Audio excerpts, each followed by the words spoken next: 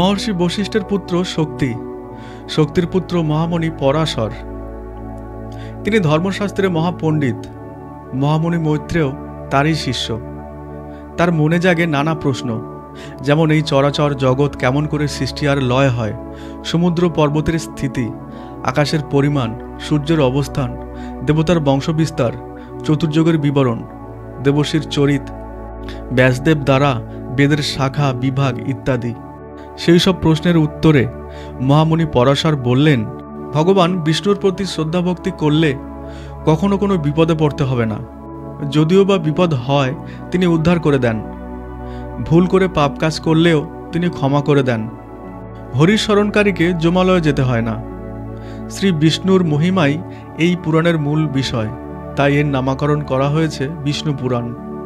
দেবিকা নদীর ধারে অপূর্ব এক নগর, যার নাম বীরনগর। বহুকাল আগে অগস্ত্য মুনি এই দেশে এসে সেখানে বস্তি গড়ে তোলেন।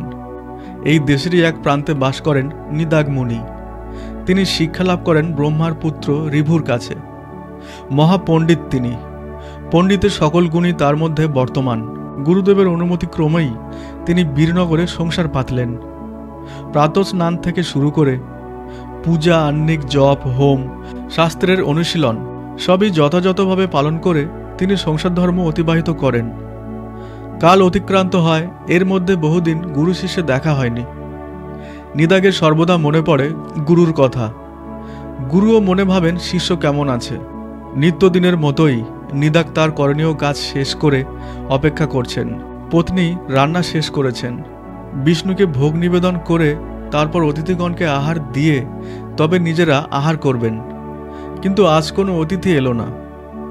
অতিথিকে না দিয়ে নিজেদের আহার সম্ভব নয়। দুপুর গড়িয়ে যায়। এমন সময় তারা দেখলেন এক বৃদ্ধ ব্রাহ্মণ সেই পথ দিয়ে চলেছেন। নিদাগ দেখতে পেয়ে তাকে ডেকে আনলেন এবং বললেন, আজ আপনি আমাদের আতিথ্য গ্রহণ করুন। আজ কোনো অতিথি আসেননি, তাই আমরা অভুক্তই আছি। নিদাগের সাদর অভ্যর্থনা শুনে অতিথি ব্রাহ্মণ বললেন, মধ্যাহ্নকাল অতীত প্রায়, এখন আপনারা অভুক্ত, কাজেই আমাকে আতিথ্য গ্রহণ করতেই হবে। এই কথা বলে অতিথি ব্রাহ্মণ নিদাগের ঘরে এলেন। নিদাগ জল দিয়ে অতিথির চরণ ধুইয়ে দিলেন, তারপর আহারে বসালেন। ব্রাহ্মণ বললেন, তোমাদের বাড়িতে কি কি রান্না হয়েছে? আমার খাওয়া একটু বাজ বিচার আছে, যা তা খাদ্য গ্রহণ করতে আমি পছন্দ করি না। নিদাগ বললেন, আপনার জন্য কি ব্যবস্থা করব বলুন। বাড়িতে অন্ন, তরকারি, সামান্য ফলমূল আছে, বলুন আপনাকে কি দেব। ব্রাহ্মণ বললেন, এসবে আমার মন ভরবে না, আমি বরং উঠি, অন্য কোথাও যাই। নিদাগ বললেন, এইসব খাদ্যে আপনার যদি তৃপ্তি না হয়, বলুন কি জোগাড় করব। ব্রাহ্মণ বললেন, ক্ষীর, পায়েস, দই, মিষ্টি এইসব আমার আহার। এসব যখন তোমার বাড়িতে নেই, তাহলে আমি উঠি। এই বলে ব্রাহ্মণ আসন ছেড়ে উঠে পড়লেন। হায় হায় করে উঠলেন নিদাগ। বললেন, না না, আপনি যাবেন না। অতিথি অভুক্ত অবস্থায় চলে গেলে গৃহস্থের অমঙ্গল হবে। আপনি অপেক্ষা করুন, এখনই সব তৈরি করে দিচ্ছি। তারপর স্ত্রীকে বললেন, অনেক বেলা হয়ে গেল, তাড়াতাড়ি সব তৈরি করে দাও। ব্রাহ্মণ পত্নী আর দেরি না করে ক্ষীর, পায়েসাদি তৈরি করলেন। বহু খাবার তৈরি হলো অল্প সময়ে। নিদাগ পুনরায় ব্রাহ্মণকে আসনে বসালেন। ব্রাহ্মণের পাতে দিলেন প্রচুর পরিমাণ ক্ষীর, মিষ্টি, পায়েস, পিঠেপুলি। কিন্তু ব্রাহ্মণ অল্প খেলেন, একটু একটু মুখে দিলেন, তারপর উঠে পড়লেন। ব্রাহ্মণের হাত ধুয়ে দিলেন নিদাগ। কর্পূর, এলাচ, সুপারি দেওয়া পান দিলেন ব্রাহ্মণের হাতে। ব্রাহ্মণ সেই পান চিবোতে চিবোতে বিছানায় বিশ্রাম করতে গেলেন। নিদাগ জিজ্ঞেস করলেন, আপনার ক্ষুধার উপশম হয়েছে তো? আহারে তৃপ্তি লাভ করেছেন তো? আপনার নিবাস কোথায়? এই পথ ধরে কোথায় যাচ্ছিলেন? একসঙ্গে বহু প্রশ্ন করে শুনে ব্রাহ্মণ মুচকি মুচকি হাসেন। তারপর উত্তর দিলেন, তোমার প্রথম প্রশ্ন হলো আমার ক্ষুধা মিটেছে কিনা। তার উত্তরে বলি, যার ক্ষুধা তৃষ্ণার বোধ নেই, তার আবার খিদে মেটার প্রশ্ন ওঠে কেমন করে? ব্রাহ্মণের উত্তর শুনে নিদাগ আর তার পত্নী তো অবাক, কি বলবেন বুঝতে পারছেন না। তাই দেখে ব্রাহ্মণ বললেন, তোমরা আমার কথায় অবাক হয়েছে বলে মনে হচ্ছে। যে মনে করে দেহাদি রয়েছে, তখন তার খিদে পাওয়ার কথা। শরীরের দিকে যার মন নেই তার তো ক্ষুধা তৃষ্ণাও নেই। আমি ওই দ্বিতীয় শ্রেণীর। তোমার দ্বিতীয় প্রশ্ন, ভোজন করে আমি তৃপ্তি লাভ করেছি কিনা, তার উত্তরে বলি, তোমার দেওয়া অন্ন ব্যঞ্জনাদি না খেয়ে আমার মনোমতো আহার গ্রহণ করেছি, তাই স্বাভাবিকভাবেই আমার তৃপ্তি লাভ করার কথা। আচ্ছা তুমি বলো, ভালো খাবার আর মন্দ খাবার বলে জগতে কি কিছু আছে? যখন খুব খিদে পায় তখন ভালো মন্দের বিচার থাকে না, সকল আহারই তৃপ্তিদায়ক লাগে। আর যদি পেট ভর্তি থাকে তখন যে কোনো সুস্বাদু খাবারই তৃপ্তিজনক লাগে না। এখন প্রশ্ন হতে পারে, তাহলে আমি ভালো ভালো খাবারের কথা বললাম কেন? সেটা কেবল তোমাদেরকে পরীক্ষা করে দেখার জন্য। অতিথি ব্রাহ্মণের কথা শুনে নিদাগ খুব আশ্চর্য বোধ করলেন। ব্রাহ্মণ আবার বললেন, তোমার তৃতীয় প্রশ্ন, আমার বাড়ি কোথায়? তার উত্তরে বলি, এই যে তুমি আজ এই ঘরটাতে বাস করছো, এটা কার? আজ বলবে এটা তোমার, কিন্তু যখন তুমি এখানে থাকবে না তখন অন্য কেউ বাস করবে। তাহলে প্রকৃতপক্ষে মরণশীল কোনো জীবেরই কোনো ঘর নেই। ভগবান যখন যাকে যে ঘরে থাকতে দেবেন তখন সে সেই ঘরেই থাকবে। আমরা এসব গৃহের গৃহকর্তা নই, ভাড়াটে বলতে পারো। আসলে আমাদের প্রত্যেকের দৃষ্টি আলাদা।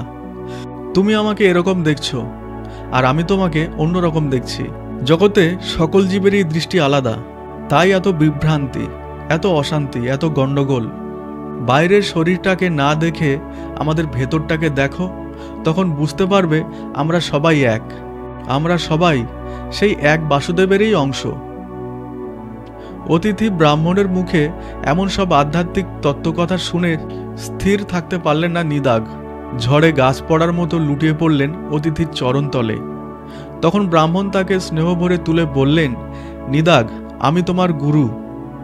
বহুদিন হলো আমার তোমার সঙ্গে দেখা হয়নি, তাই একবার দেখতে এলাম তুমি কেমন আছো। সুখে আছো জেনে খুব ভালো লাগলো। আর অতিথি সেবা, সে তো নিজের চোখেই দেখলাম। এখন আমি আসি, ভগবান তোমাদের মঙ্গল করুন। এই কথা বলে গুরুদেব বিদায় নিলেন। এরপর অনেকটা সময় কেটে গেল। দেবিকা নদীর তীরে বীরনগর এখন আরও সমৃদ্ধ হয়েছে। নিদাগের প্রবণ আজও বিদ্যমান। বহুদিন পরে গুরুদেব ঋভুর আবার মনে পড়ল প্রিয় শিষ্য নিদাগের কথা।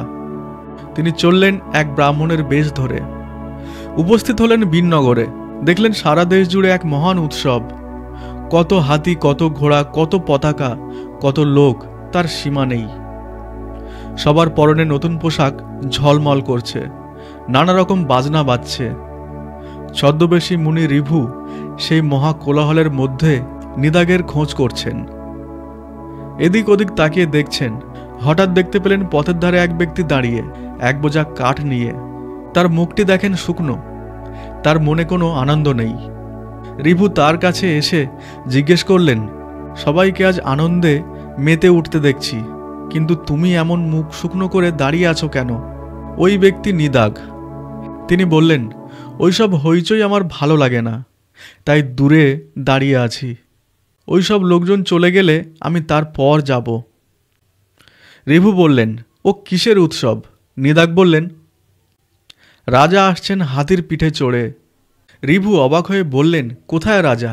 কই, আমি তো দেখতে পাচ্ছি না।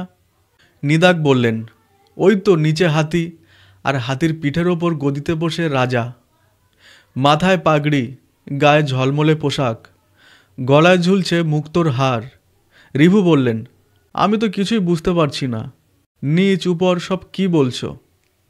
আমার যেন সব গোলমাল হয়ে যাচ্ছে। কে রাজা? কোথায় তিনি? ব্রাহ্মণের এমন কথায় নিদাগ বিরক্ত হয়ে বললেন, এই সামান্য ব্যাপারটা বুঝতে পারছেন না? এই দেখুন, আমি বুঝিয়ে দিচ্ছি। এই কথা বলে নিদাগ তার কাঠের বোঝাটা নামিয়ে রেখে সেই ব্রাহ্মণের কাঁধের উপরে চড়ে বসলেন। তারপর বললেন, এবার বুঝতে পারছেন? আপনি নিচে আর আমি উপরে। ছদ্মবেশী ব্রাহ্মণ বললেন, ও বুঝেছি, আমি নিচে অর্থাৎ হাতি, আর তুমি উপরে অর্থাৎ রাজা। কিন্তু এখনও আমার বোঝাটা ঠিক হলো না। আচ্ছা, তুমি কি আরও একটু সরল করে দেখাতে পারো? নিচে আমি হাতি কে, আর উপরে তুমি রাজাই বা কে? ব্রাহ্মণের কথা শুনে নিদাগ চমকে উঠলেন। এ কি, আমি যাকে এতক্ষণ গবেট মূর্খ বলে মনে করছিলাম, তিনি এখন কি বলছেন? সঙ্গে সঙ্গে তার কাঁধ থেকে লাফিয়ে নিচে পড়লেন। তারপর তার চরণতলে লুটিয়ে পড়লেন। মনে মনে ভাবছেন, তবে কি ইনি আমার গুরুদেব? প্রভু, এ জগতে যিনি সবাইকে এরূপ অভিন্ন রূপে দেখেন, এমন জগৎ দর্শন জগতে আর কারো নেই। গুরুদেবের দুটি চরণ ধরে কাঁদতে কাঁদতে বললেন, হে গুরুদেব, আপনি আমাকে ক্ষমা করুন, আমি আপনাকে চিনতে পারিনি। মহর্ষি ঋভু তখন নিজের আসল রূপ ধারণ করে সস্নেহে নিদাগকে তুলে বললেন, নিদাগ, বহুদিন আগে তোমার অতিথি সেবায় আমি তুষ্ট হয়েছিলাম, তাই তোমাকে আমি কখনোই ভুলতে পারিনি। চলে এলাম তোমাকে দেখব বলে। মনে করে দেখো, তুমি কে আর আমি কে, কে রাজা আর কে প্রজা। আমরা সবাই সেই ভগবান বাসুদেবেরই অংশ। তারপর ঋভু নিদাগকে আশীর্বাদ করে ফিরে গেলেন। নিদাগ গুরুদেবের চরণ চিন্তা করতে করতে যেন আত্মভোলা হয়ে গেলেন।